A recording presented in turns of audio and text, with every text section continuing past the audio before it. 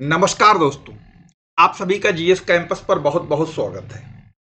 दोस्तों, आज के इस वीडियो में हम लोग बात करने वाले हैं रूस और यूक्रेन के बीच में जो ये सैन्य संकट चल रहा है, इसके बीच में एक नई खबर आए दिन आप सुनते होंगे, नॉर्ड स्ट्रीम 2।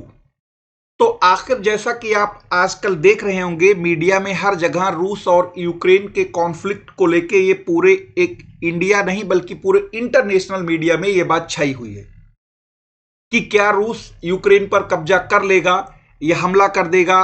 जहां एक तरफ व्लादिमीर पुतिन जो कि रूसी राष्ट्रपति के इरादों से भी लगता है, क्योंकि जितना उन्होंने यूक्रेन के बॉर्डर पर सैन्य जमावड़ा इकट्ठा कर रखा है, तो इससे जो पश्चिमी देश, खास तौर से जो अमेरिका के सहयोगी जिन्हें हम लोग नाटो के नाम से जानते हैं, जो 30 सदस्यीय एक सैन्य संगठन है, उसके लिए एक चुनौतीपूर्ण कार्य है। तो फिलहाल ये तो भविष्य बताएगा कि ये आक्रमण होगा कि नहीं होगा, लेकिन यहां पर एक सवाल ये बनता है कि नॉर्ड स्ट्रीम 2 आखिर ये है क्या और आखिर ये इतना चर्चा में क्यों है। तो इस वीडियो में इसी चीज को मैप के जरिए समझने की कोशिश करेंगे। तो आइए देखते हैं क्या। तो सबसे पहले, जैसा कि आप अपनी स्क्रीन पर देख रहे होंगे, ये यूरोप का मैप है और जिसको लेके ये पूरा जो तामझाम चल रहा है, यानी जो काफी कॉन्फ्लिक्ट चल रहा है, वो यूक्रेन ये है। तो सबसे पहले आपको यूक्रेन के बॉर्डर के बारे में भी पता होना चाहिए। और इस यहां पर छोटी सी चीज ये समझ लें कि देखो, यूक्रेन को रसिया ने एक तरीके से 3 तरफ से पूरी तरीके से घेर रखा है। यानी अगर उसका इरादा भी होगा आक्रमण करने का, तो समझ लीजिए अगर ये कोई पश्चिमी देश इसकी मदद को ना आए तो यूक्रेन कुछ घंटों यानी कुछ 1 से 2 दिन से ज्यादा झेल भी नहीं पाएगा, क्योंकि एक बहुत बड़ा ताकतवर देश रसिया। दूसरी बात, उसने इसकी नाकाबंदी ऐसे की है तो इसके बस की बात नहीं कि जो रूसी जैसे पावरफुल आक्रमण को ये झेल भी पाए। आपको जैसे देख पा रहे होंगे, यहां से लेके यहां तक तो ये रूसी सीमा लग रही इससे, जैसा कि आप ये देख पा रहे होंगे, ये तो पूरी रूसी। ये क्रीमिया ये है जो कि आप ये देख पा रहे होंगे, ये क्रीमिया वही है जिसे 2014 में रूस ने आक्रमण करके इसे अपने मिला लिया, यानी क्रीमिया को ऑलरेडी पहले से हड़प चुका है रूस। यहां पर इस बॉर्डर पर लगभग 1.25 लाख सैनिक रशिया के ऑलरेडी तैनात हैं। Su-35 से लेके S-400 यानी बड़े बड़े एडवांस वेपन लगा रखे हैं। क्रीमिया उसका ऑलरेडी है ही है। मालदोवा जो है, यहां पर भी रशियन आर्मी तैनात कर दी गई है। ब्लैक सी में पूरा उनको जो है उनकी नेवी ऑलरेडी पहले से है। अब रही बात, जो बेलारूस है वो रूस का एक बहुत बड़ा अलायंस है, मतलब उसका एक बहुत बड़ा कह सकते हमदर्द है या कह सकते बहुत बड़ा दोस्त है। तो बेलारूस में भी रूस के बहुत सारे सैनिक और बहुत सारे हथियारों का सैन्य जमावड़ा इकट्ठा है। अब रूस का सिर्फ ये बचता है एरिया, जो उसको ये वाला एरिया, अब यही देश है। और बाकी इधर से भी रूस ने घेर रखा है, इधर से भी घेर रखा है, इधर से भी घेर रखा है, यानी 3 तरफ से घेर रखा है।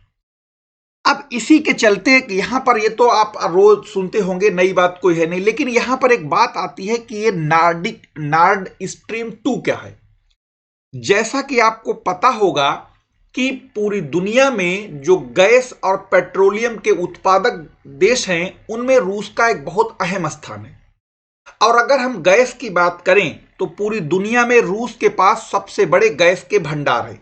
उसके बाद ईरान का नंबर आता है और फिर आता है कतर का। तो अब ये तो हो गए गैस भंडार की बात। दूसरा पहलू ये देखें कि जो आप यूरोप देख रहे हैं, ये ऐसी पोजीशन पे है, यहां पर मोस्टली यानी यहां पर बहुत कड़ाके की सर्दी पड़ती है, और खास तौर से इस टाइम जो कि जाड़े का सीजन है, तो यहां पर तो बिल्कुल एकदम सोने पर सुहागा, यानी और कड़ाके की सर्दी पड़ रही है। तो यहां पर ये नहीं, एक तरीके से यहां पर एनर्जी की बहुत भारी डिमांड है, और इस एनर्जी यानी यहां के मकानों को गर्म रखने के लिए या बहुत सारे और कार्यों के लिए यहां पर बहुत भारी मात्रा में यहां पर गैस की आवश्यकता पड़ती है, जो कि बहुत बड़ी मात्रा में गैस रशिया से एक्सपोर्ट होती है यूरोपीय देशों को। यूरोपीय देशों में एक नॉर्वे एक ऐसा देश है जिसके पास पर्याप्त मात्रा में गैस है, यानी ये आत्मनिर्भर है गैस के मामले में। बाकी जितने भी देश हैं ये सब इंपोर्ट पर आधारित हैं। तो ये मामला नॉर्ड स्ट्रीम 2 का समझने के लिए आपको बताएं कि जैसा कि आपको पता होगा कि 2014 में जबकि रूस ने क्रीमिया प्रायद्वीप यानी क्रीमिया ये जो है इसको हड़प लिया था यूक्रेन से, तब तक रूस की जो गैस है वो बाया यूक्रेन होते हुए इन देशों को जाती थी, यूक्रेन पोलैंड होते हुए जाती थी जर्मनी को और भी देशों को जाती थी पाइपलाइन के जरिए। जैसा कि आप यहां पर इस मैप में देख रहे होंगे, जैसा कि आप देख पा रहे हैं ये पीला वाला यूक्रेन है। यहां से जितनी भी ये लाइनें हैं गैस पाइपलाइन है जो यूक्रेन के होते हुए, यूक्रेन पोलैंड होते हुए चेक, Germany, Poland, Austria, Slovakia, France, ये इन्हें अलग अलग देशों में जाती थी। मामला ये बना यूक्रेन पर जब 2014 में रसिया ने इस पर क्रीमिया को हड़प लिया और इसके ताल्लुकात खराब हो गए, तो हुआ ये कि रसिया को जब यूक्रेन के जरिए जो गैस पाइपलाइन यूरोप भेजनी पड़ती थी तो रसिया को उसके बदले में $2 अरब प्रति वर्ष यूक्रेन को देना पड़ता था। यह समझ लीजिए रेंट के तौर पर, जिसे ट्रांजिट फीस के तौर पर कहा जाता है इकोनॉमिक्स की भाषा में। तो अब एक तो समस्या यह कि हर साल जो गैस रसिया के यूक्रेन के जरिए जाती थी, रसिया को देने पड़ते थे $2 अरब यूक्रेन को किराया समझ लो साधारण भाषा में, या आप इसे समझ लीजिए कि ट्रांजिट फीस के तौर पर यूक्रेन को देना पड़ते थे। तो यूक्रेन की अर्थव्यवस्था में काफी इसका महत्व है। रूस को ये $2 अरब हर साल रूस समझता था ये हमारा फोकट में जा रहा है। और दूसरी बात, यूक्रेन से जब उसके ताल्लुकात खराब हो गए, तो यूक्रेन के ताल्लुकात जब खराब हुए तो यूक्रेन से वो क्यों गैस भिजवाए, तो उसने एक अल्टरनेट रास्ता ढूंढना शुरू किया। तो चलिए देखते हैं कि आखिर वो क्या है। सबसे पहले तो आप इस वाले मैप को ये देखिएगा कि ये पूरा यूरोप जो पीला दिखाई दे रहा है, इसमें आपको ये जो ग्रीन वाला यानी व्हाइट वाला जो है ये नॉर्वे है।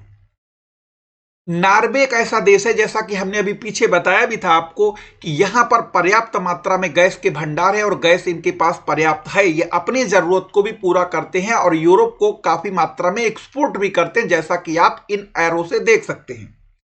बहुत सारी रसिया की गैस यहां पर आ रही है, देख रहे होंगे, ये देखो एक्सपोर्ट हो रही, इधर से भी आ रही। इधर आप पश्चिमी अफ्रीकन देश जैसे मोरक्को है, अल्जीरिया है, यहां पर मेडिटेरियन सी पर लीबिया है, इजिप्ट है, या आपका कतर है, अजरबैजान है, इराक है। इन जितने भी एरो ये रसिया यूरोप की तरफ आते दिखाई दे रहे हैं, ये सब यूरोप को गैस की सप्लाई के दिखाए गए हैं।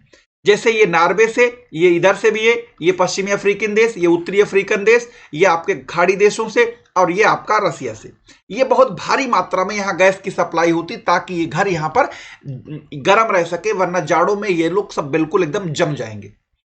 तो ये तो हुआ। अब रूस जो है, रूस की जो अब बहुत बड़ी मात्रा में गैस एक्सपोर्ट करता है। अब मामला यहां पर जब से ताल्लुकात खराब हुए तब से एक नया नाम आप सुन रहे होंगे, नॉर्ड स्ट्रीम 2। हुआ ये कि नॉर्ड स्ट्रीम 2 रूस ने सोचा कि जब हमें यूक्रेन के जरिए ये गैस पाइपलाइन हमारी जाती है तो यूक्रेन को हमें बहुत भारी भरकम कीमत चुकानी पड़ती है और यूक्रेन से ताल्लुकात भी खराब है। तो रूस ने क्या किया, एक जो बाल्टिक सागर है, बाल्टिक सागर में यहां पर समंदर के अंदर पाइपलाइन बिछाई। और पाइपलाइन जो बिछाई, इसे देखो, जैसा ग्रीन वाली लाइन है इसे आप नॉर्ड स्ट्रीम कहेंगे और ये नॉर्ड स्ट्रीम 2 है। यानी यहां पर 55 अरब घन मीटर की जो है इनकी कैपेसिटी है, इसकी और इसकी भी उतनी है। यानी इन दोनों की कैपेसिटी मिला दें तो 110 अरब घन मीटर की कैपेसिटी है, जो कि समंदर के अंदर अंदर होते हुए जर्मनी तक आएगी। अब यहां पर इससे फायदा ये रूस को होगा कि एक तो रूस सीधे तौर पर यूरोपियन देशों को गैस की मात्रा भी ज्यादा एक्सपोर्ट कर सकेगा। दूसरी बात, जो यूक्रेन को बहुत भारी भरकम उसे रुपया देना पड़ रहा था, $2 अरब प्रति वर्ष देना पड़ता था ट्रांजिट फीस के रूप में, वो भी नहीं देना पड़ेगा। अब मामला यह है कि जब ये यहां से चली जाएगी ये लाइन, ये तैयार बिल्कुल लाइन रेडी है, बस सिर्फ इसकी ओपनिंग होना बाकी है। ये सारा काम बिल्कुल एकदम समंदर के अंदर डाल के रेडी कर दिया गया है ये ऑलरेडी। अब यहां पर अब ये सोच रहे होंगे कि आखिर यूक्रेन विवाद से इसका क्या लेना देना है। लेना देना यह है कि जैसा कि अमेरिका और पश्चिमी देश जो कि यूक्रेन के समर्थक हैं, हमदर्द हैं, वो चाहते हैं कि रसिया को इस गैस पाइपलाइन को रोकने के बहाने या रोकने का जो है धमकी देकर इस गैस पाइपलाइन को रसिया के ऊपर एक तरीके से दबाव बनाया जा सकता है।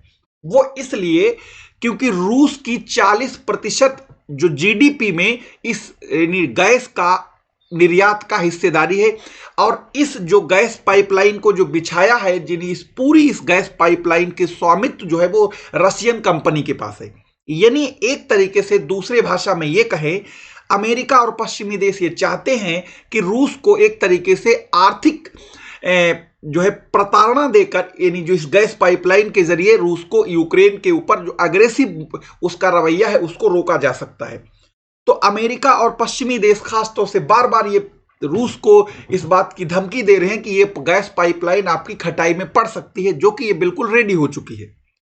हालांकि व्लादिमीर पुतिन जैसा कोई लोहालाट डिसीजन, यानी लोहालाट इरादे वाला शायद नेता भी गिने चुने होंगे दुनिया में, तो उन पर फिलहाल इसका कोई असर दिखाई देता हुआ नजर भी नहीं आ रहा है, क्योंकि अमेरिका इसे एक तरीके से हथियार के तौर पर इस्तेमाल करना चाहता है। वो चाहता है कि अब इसको, रूस को इस गैस पाइपलाइन को रोक के, यानी इसको एक तरीके से आर्थिक नुकसान पहुंचा के यूक्रेन के ऊपर जो उसका अग्रेसिव स्टैंड है उसको रोका जा सकता है। तो इसलिए ये गैस पाइपलाइन बहुत ज्यादा चर्चा में है। आगे देखते हैं, जैसा कि अभी हमने आपको बताया अभी। और आखिर ये विवाद इतना है क्यों, जैसा कि अभी हमने बताया, तो जैसा कि अभी हमने पहले ही आपको बताया था कि यूक्रेन से जो गैस पाइपलाइन गुजरती थी उन्हें $2 अरब ट्रांजिट फीस के रूप में यूक्रेन को देना पड़ता था। किसको? रूस को, हर साल। तो जब ये गैस पाइपलाइन अगर नॉर्ड स्ट्रीम 2 ये स्टार्ट हो जाएगी, तो यूक्रेन को जो $2 अरब हर साल फोकट का मिलता था, वो $2 अरब यूक्रेन को मिलना बंद हो जाएगा। एक बात। दूसरी बात, यूक्रेन और रूस की यूक्रेन के ऊपर डिपेंडेंसी भी खत्म हो जाएगी। तीसरी बात यह कि अमेरिका को यह डर सता रहा है कि अगर ये गैस पाइपलाइन अगर रूस ने चालू कर दी, तो रूस के ऊपर यूरोपीय देश, जो कि जहां पर बहुत भारी मात्रा में गैस और इस चीज की डिमांड है, तो रूस के ऊपर ये यानी एनर्जी के मामले में काफी हद तक डिपेंड हो जाएंगे। और फिर रूस का एक तरीके से इस गैस को निर्यात करके गैस पाइपलाइन से रूस की अर्थव्यवस्था भी मजबूत होगी। और दूसरी तरफ जो यानी यूरोपियन कंट्री हैं, वो रूस के ऊपर एक तरीके से डिपेंड हो जाएंगे, आश्रित हो जाएंगे, जो कि अमेरिका ये बिल्कुल कभी बर्दाश्त नहीं करेगा और ना ही चाहता है। उससे दो पहलू होंगे कि रूस की एक तो यूरोपीय देशों में पकड़ मजबूत होगी, साथ ही साथ अमेरिका जो अपनी गैस बेचना चाहता है बहुत बड़े लेवल पर, इन देशों को वो उसके ऊपर भी धक्का लगेगा, क्योंकि अमेरिका दूर भी बहुत है और ये गैस पाइपलाइन के जरिए एक बार लाइन बिछ गई तो यह हमेशा के लिए हो गई। तो कई सारे देश जैसे पोलैंड और यूक्रेन इस बात को लेकर खुश है, क्योंकि उन्हें जो ट्रांजिट फीस मिलती थी एक तो वो नहीं मिलेगी। दूसरी बात, सबसे बड़ा मसला आज की डेट में यह है कि नॉर्ड स्ट्रीम 2 को रोककर या रोकने की धमकी देकर अमेरिका यह चाहता है कि रूस को जो है यूक्रेन के ऊपर जो रूस का स्टैंड है उसको रूस को कदम पीछे खींचने पर मजबूर किया जा सकता है। लेकिन शायद अमेरिका और पश्चिमी देश ये बात भूल जाते हैं कि रूस में जो इस टाइम प्रेसिडेंट हैं वो व्लादिमीर पुतिन साहब, और इनसे ज्यादा लोहालाट डिसीजन लेने वाला शायद कम ही लोग होंगे दुनिया में। तो हमें नहीं लगता इस पाइपलाइन को वो अगर धमकी देकर या रोकने इसके जरिए अगर उन्हें करना ही आक्रमण होगा, या मान लो उसकी नीयत में ऐसा कुछ है, तो हमें नहीं लगता कि ये गैस पाइपलाइन उनके इरादों को बदल सके। अब अमेरिका को इस बात का डर सता रहा है कि यूक्रेन के ऊपर रूस कभी भी हमला कर देगा, जैसा कि आप न्यूज में अक्सर सुनते होंगे कि वो आज ऐसा हो सकता है, इतना ये हो गया। ये खैर बात की बातें हैं, इतना आसान काम भी नहीं, क्योंकि यूक्रेन की तरफ भी 30 देशों का सैनिक संगठन जिसे नाटो कहते हैं वो उनके पूरे फेवर में है। रूस भी जानता है कि हम जिनसे टक्कर ले रहे हैं बहुत टफ चैलेंज है, और नाटो भी जानता है कि रूस कोई मामूली देश नहीं। और आजकल चीन भी रूस के हर हाँ में हाँ मिला रहा है, क्योंकि चीन और रूस की दोनों की समस्याएं सेम है। चाणक्य ने कहा भी है कि दुश्मन का दुश्मन दोस्त होता है, जो कि यूक्रेन के मामले में जो रूस का दुश्मन अमेरिका है, ठीक उसी तरीके से ताइवान के और चीन के मामले में वहां पर अमेरिका भी चाइना को अगर चैलेंज ना करता तो शायद अब तक चीन जो है ताइवान को पूरी तरीके से हजम कर चुका होता। यहां पर अगर यूक्रेन के समर्थन में ये देश ना खड़े होते तो अब तक हो सकता है कि जो रसिया का जो टारगेट है वो शायद पूरा हो चुका होता। फिलहाल ये तो भविष्य की बात है, क्या होगा ये आगे देखने में आएगा। तो ये बात आपको यहां तक समझ आई होगी, उम्मीद करते हैं। तो जैसा कि हमने पहले ही बताया था, ये सारी गैस पाइपलाइन इसके जरूर गुजरती थी। एक तो यूक्रेन को बहुत घाटा होगा, दूसरी बात एक तरीके से रसिया के ऊपर जो है इस गैस पाइपलाइन को रोक के एक तरीके से साइकोलॉजिकल प्रेशर बिल्डअप करने की कोशिश की जा रही कि अगर ये गैस पाइपलाइन बंद होगी आपको बहुत बड़ी आर्थिक क्षति होगी, ताकि रूस इस नुकसान से बचने के लिए अपने पीछे कदम खींच ले। तो लेकिन ये तो खैर बाद की बात है, क्या होगा क्या नहीं होगा, लेकिन ये जो गैस पाइपलाइन यही थी। अब यहां पर अगर आप देखें, जैसा कि अभी हमने आपको बताया था कि नॉर्ड स्ट्रीम 2 गैस पाइपलाइन जो है रूस के ऊपर एक प्रतिबंध जैसा है, जैसा कि आप देख पा रहे होंगे। वो इसलिए इसको ज्यादा पश्चिमी देश, खासतौर से अमेरिका और उसके सहयोगी, इस बात पर बराबर फोर्स कर रहे हैं कि अगर इस गैस पाइपलाइन को रोक दिया जाए या अभी चालू ना होने दिया जाए, जो कि अभी चालू नहीं भी हुई है, तो शायद रूस अपने इरादे को बदल सकता है, लेकिन ऐसा लगता नहीं है। अब अगर ये मान लो, यहां पर आप दूसरे पहलू को सोचते हैं कि अगर ये गैस पाइपलाइन नहीं खुलती है, तो जैसा कि हमने वीडियो के शुरू में ही आपको बताया था, इस रूसी गैस के ऊपर यूरोपियन कंट्री बहुत हद तक डिपेंड है, क्योंकि खास तौर से जर्मनी, जो कि यूरोप की सबसे बड़ी अर्थव्यवस्था है, कि अगर इस गैस पाइपलाइन जो कि सीधे रशिया से जर्मनी जाएगी और जर्मनी के बाद फिर और देशों में भी गैस सप्लाई होगी, यानी कि 2.5 करोड़ यानी 2.6 करोड़ जर्मनी के घरों को गर्म करने में इस गैस से मदद मिलेगी। और अगर ये ऐसा नहीं होता ये गैस पाइपलाइन, तो एक तो गैस की कीमतें भी बढ़ेंगी दुनिया में, और साथ ही साथ यूरोप में जो है बहुत भारी संकट ऊर्जा का खड़ा हो जाएगा। और ये इतना आसान काम नहीं है इस संकट को पाटना, क्योंकि यूरोपियन देश, जैसा कि अभी हमने आपको बताया, एक नॉर्वे ही ऐसा देश है जो कि अपने आप में डिपेंड है और थोड़ी बहुत एक्सपोर्ट भी कर सकता है, लेकिन नॉर्वे की इतनी हैसियत नहीं है गैस के मामले में भी यूरोप की गैस की जरूरतों को पूरा कर सके। रही बात जो खाड़ी देश हैं, एक तो डिस्टेंस भी काफी है, दूसरी बात खाड़ी देशों या इन सभी देशों की शायद सप्लाई उतनी पर्याप्त मात्रा में ना हो पाए या नहीं हो सकती है जितनी कि रूस से हो सकती है, क्योंकि रूस एक तो जस्ट पड़ोसी भी है। तो कुल मिला के ये नॉर्ड स्ट्रीम 2 चर्चा में इसीलिए थी ताकि यहां पर जो है रूस के ऊपर एक तरीके से प्रेशर बिल्डअप किया जाए इस पाइपलाइन के जरिए, इस रोकने का बहाना देके या रोकने की चैलेंज देके या रोकने की धमकी देकर, ताकि रूस अपने कदम पीछे खींच ले।